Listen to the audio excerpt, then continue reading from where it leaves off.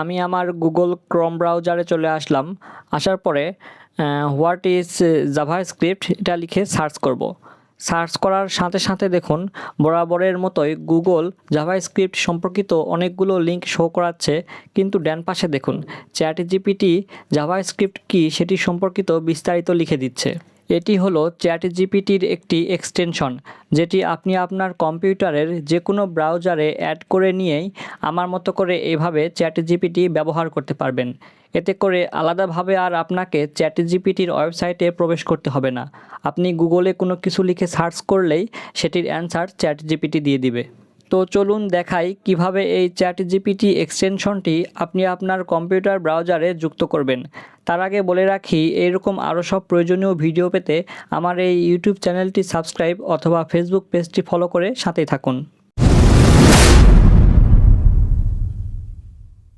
এক্সটেনশনটি add করার জন্য সবার আগে আমি আমার ক্রোম ব্রাউজারে চলে আসলাম। আসার পরে চ্যাটজিপিটি ফর গুগল বা চ্যাটজিপিটি ফর ক্রোম লিখে সার্চ করব।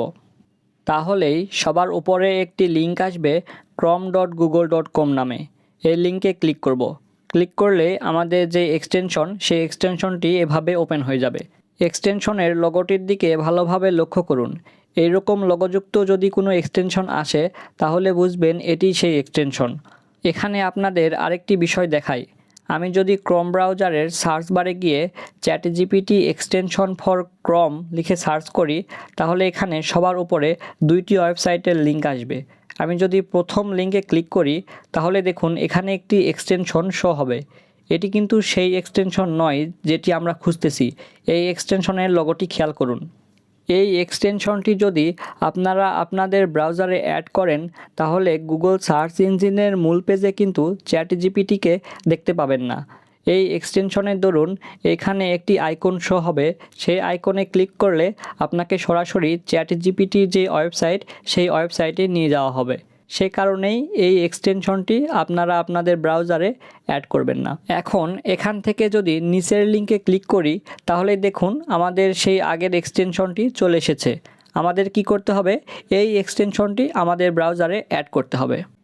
তার জন্য আমরা এখানে অ্যাড টু ক্রোমে ক্লিক করব।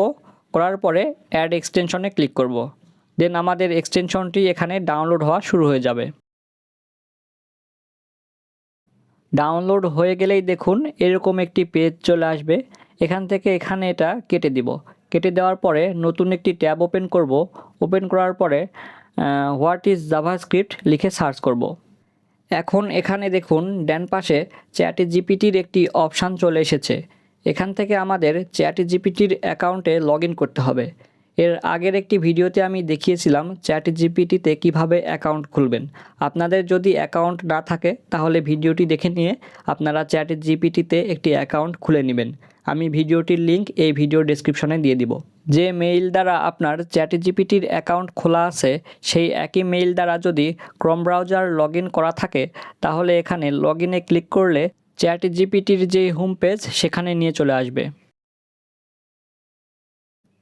এখন এখানে আমরা ব্যাক টু সার্চে একটা ক্লিক করব। তাহলেই দেখুন আমাদের আবার গুগল সার্চ ইঞ্জিনের যে মূল হোম পেজ সেখানে নিয়ে চলে আসবে এবং ডান পাশে এখানে চ্যাটজিপিটি আমরা যে বিষয় সম্পর্কে সার্চ করেছিলাম সেই বিষয় সম্পর্কে বিস্তারিত লিখবে। এখন আমাদের কাজ শেষ। এরপর থেকে গুগলে কোনো কিছু লিখে সার্চ করলে গুগল আমাদের সেই বিষয় সম্পর্কিত লিঙ্ক শো করাবে এবং এখানে চ্যাটজিপিটি সেই বিষয় সম্পর্কে বিস্তারিত সব লিখবে। আজকের ভিডিও এই পর্যন্তই। এতক্ষণ সাথে থাকার জন্য সবাইকে ধন্যবাদ।